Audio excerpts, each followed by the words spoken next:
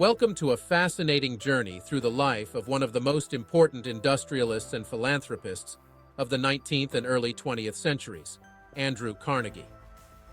How did a young Scottish immigrant born into poverty rise to become the richest man in the world, only to give almost all of his wealth away for charitable causes? Carnegie is not just a figure of the Industrial Revolution, but a symbol of the American dream. In this video, we'll explore his life journey, from his humble beginnings in Scotland to his impressive legacy that continues to this day. Part 1. Andrew Carnegie's Origins and Early Years. Andrew Carnegie's story begins in Dunfermline, Scotland. He was born on November 25, 1835. His parents were William Carnegie, a humble weaver, and Margaret Morrison Carnegie, a strong and visionary woman. They lived in modest conditions. Scotland in the 1830s was a period of significant change. The Industrial Revolution was sweeping across the country, and many traditional crafts, such as weaving, were being threatened by new mechanized methods. William, Andrew's father, was deeply affected by these changes. As a handloom weaver, he struggled to keep up with the new competition, and the family's income plummeted, forcing them to rethink their future. Andrew grew up in a time of hard work and little luxury, but his mother, Margaret, was a pillar of strength for the family. She started a small business to bring in extra income, and her entrepreneurial spirit left a lasting impression on young Andrew. In 1848, when Andrew was just 12, the Carnegie family made the life-changing decision to emigrate to America, hoping for a better future. This decision would alter the course of history. Part 2. Immigration to the USA and Early Jobs. The Carnegies settled in Pittsburgh, Pennsylvania, a burgeoning industrial city full of opportunities. But like many immigrant families, they faced extreme challenges.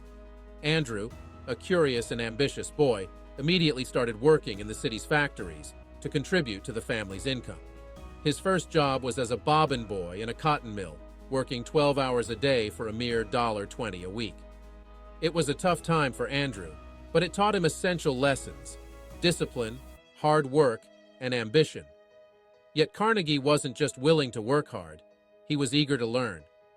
In his free time, he devoured books from the local library, which became his real education and inspired him to think beyond his current circumstances. At 14, he secured a better-paying job as a telegraph messenger for the Ohio Telegraph Company. Here, he developed valuable skills, not just in telegraphy, but also in networking and dealing with people. Part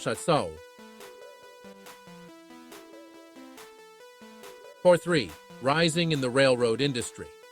The turning point in Carnegie's life came in 1853 when he was noticed by Thomas A. Scott, a senior executive at the Pennsylvania Railroad. Scott took the ambitious young Andrew under his wing and made him his personal assistant. This opened the doors to the world of big business and industry for Carnegie.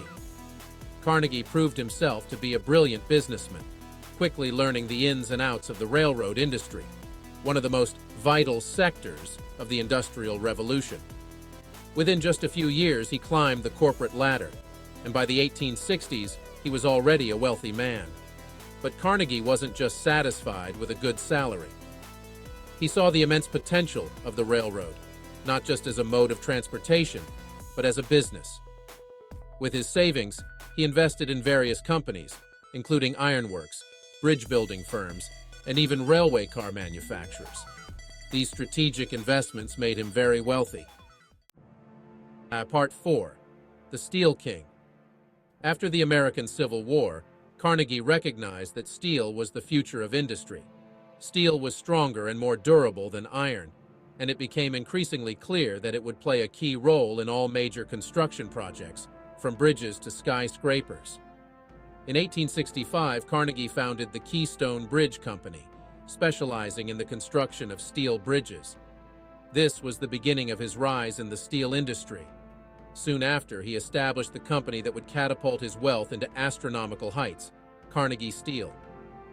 By adopting new production methods such as the Bessemer process, Carnegie was able to produce steel faster and cheaper than his competitors. This gave him a significant edge in the market.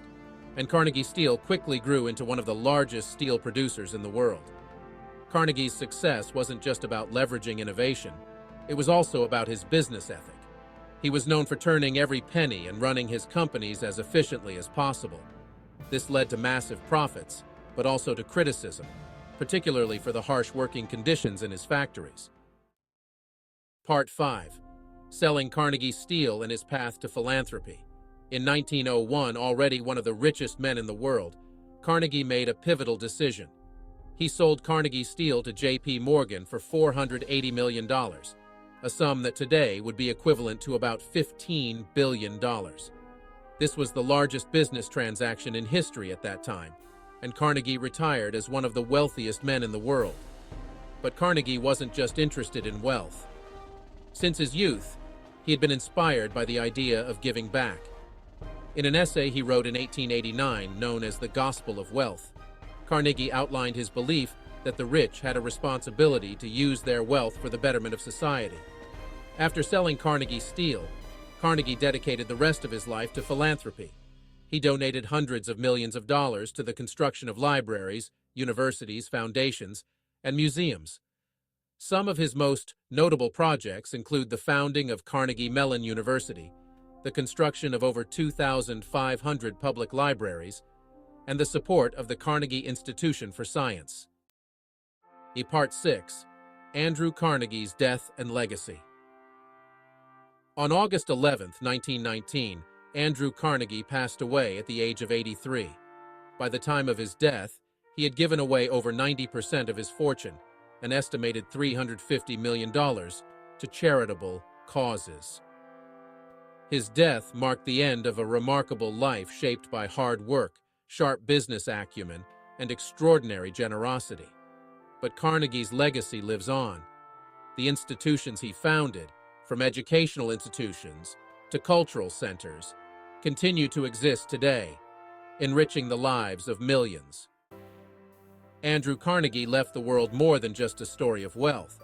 He demonstrated that success is not only measured by personal wealth, but by the impact one has on society.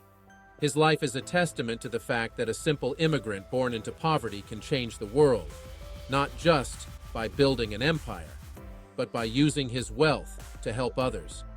May his legacy inspire us all to shape our lives in ways that serve not only ourselves, but future generations as well. Thank you for watching this video. Remember, patience and a solid strategy are the keys to long-term investment success. If you enjoyed the video, please give it a thumbs up and subscribe to the channel so you don't miss future updates. Leave a comment on this video below. See you in the next video.